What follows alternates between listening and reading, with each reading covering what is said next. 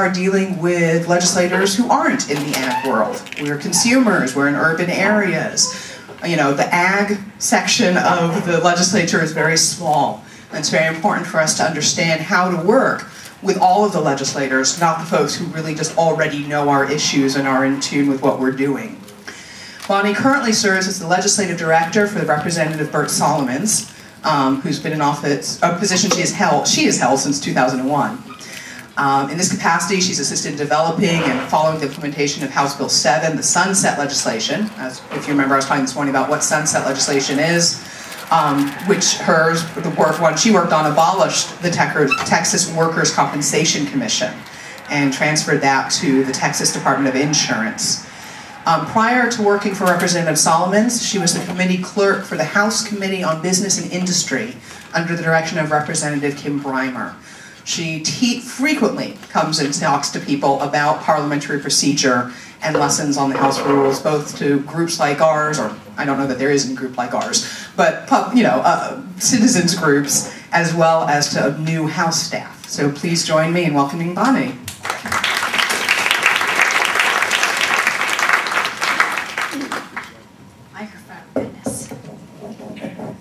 As Judith, first of all, I'd like to thank Judith for inviting me here. When she first approached me about coming and speaking to y'all, I looked at her and I was like, Judith, I don't know anything about agriculture.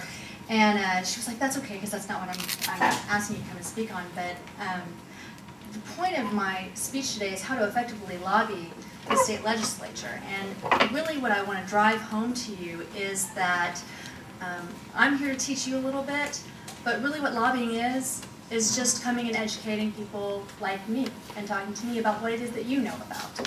The topics I want to cover today are: who do you lobby? What do you say? When do you lobby? Where do you lobby? And why? Let me see a show of hands of anybody who considers themselves a lobbyist or a member of a lobby organization in this room. I see 3, 4. That's interesting because I would consider this group a lobby organization. The point of why you are here is to educate yourselves and to learn about how to educate others about what it is you do and how it affects your business and the state's economy and their food. When I first started this type of business, my parents said something to me about they couldn't believe that I spent all of my time with so many greasy special interest lobbyists. And I looked at him and I said, you realize you belong to the largest special interest group in the United States. They said, we do not. And I looked over at their AARP magazine and I said, oh yes you do. So as a matter of fact, the AARP was very, very instrumental in my boss passing the Texas no-call list. If it wasn't for their grassroots operations, we may never have gotten that bill passed. So yes, you do represent a special interest group, and all that means is a particular group with common interests. And a lobbyist is somebody from that group who comes and talks to somebody like me or my boss who doesn't know anything about what it is that you guys do. And let me tell you, I really don't. The only representatives I have ever worked for have been from urban areas. And to Judith's point about the fact that you need to reach out and talk to representatives who aren't on the ag committee and who aren't in your industry, there are over 30 representatives from Houston alone. That's almost 25% of the House. And not a single one of them probably has a farm within 25 miles of their house. And so just looking at your brochures and the things that are in your silent auction, I had to ask Judith what some of the acronyms meant because I didn't even understand them. And it is your organization's goal to make sure that I do. Who makes the most effective lobbyist? Someone who knows what they're talking about. All of y'all know from your daily lives exactly what it is that you need to operate and what it is that you need to sell your products. And what sort of regulation or lack of regulation it is that you need in order to do that. That is so much more valuable to me than a lobbyist who comes in, who's paid $100,000 from some group to come and talk to me and has the basic talking points, and when I ask them a follow-up question, they look at me and they go, I'll get back to you on that. because they don't know. The most valuable resource to me when I'm looking at a piece of legislation to talk to my boss about is someone who can tell me everything about that bill and why it's good and why it's bad. Someone who has achievable goals. If someone walks into my office and says that they would like world peace, thanks, we would too. More closer to home, if somebody would like to say, we would like to stop illegal immigration, great. Tell me how you propose to do that. Something more concrete that we could honestly look at doing is saying, we would like to require proof of citizenship before we pass out financial aid in the state of Texas. Okay, that's obtainable. We can do that. So you want to make sure that your ask is for something obtainable. Now, that doesn't mean that you could have a long-term goal of something that may seem unattainable over 10 years, but that every session you come and ask for just a little bit of it, and every session you get a little bit, you get closer to that unobtainable goal. Someone who comes from the member's district is the most influential person who walks into my office. We have a tracking chart of every single bill that is filed each session, and every single phone call and every single letter that we received is written down on that tracking chart. We divide that by who is a constituent from Representative Solomon's district and who is not. Because when Representative Solomon goes down on the House floor, this is a representative democracy, and he wants to know how the people he represents want him to vote.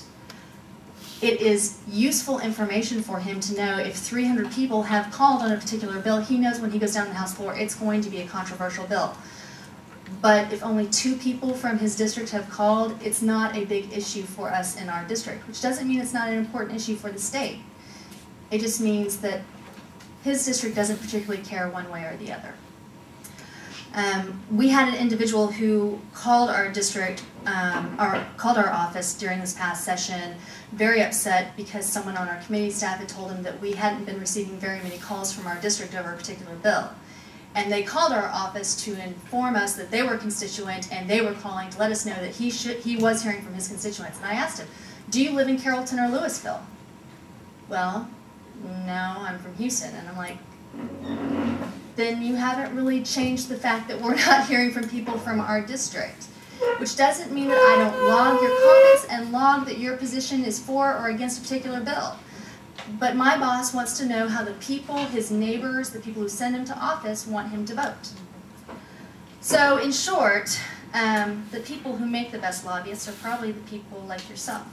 The people who do whatever it is that you're interested in talking to a state representative about day in and day out, and who can answer their questions, and your communication with your representative is the most critical you can make. A lot of people believe that state representatives live in Austin. We are not Congress. We are a part-time legislator, which means that our bosses have full-time jobs. My boss happens to be a real estate attorney, and he lives in Carrollton with his wife, and he did live with his daughter, who has just now gone to Baylor, which is very traumatic for them. But they are in session 140 days, beginning the second Tuesday of every odd-numbered year. Otherwise, they're back in their district. So they're not in Austin. Right now, we are in an interim, not in a session. So not only do you need to know who you need to lobby, but you need to know where they are in order to lobby them. So since we're in an interim right now, I'm going to start with lobbying during the interim. There are what I consider 5 phases to an interim.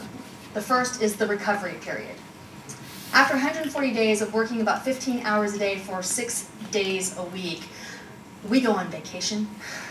We go see our doctors, we check in with our husbands. I relieved my parents who had moved in with me with my 6-month-old twins. And we just get back to finding our normal lives. We will not be in the office. We don't want to talk to you. We want to recuperate.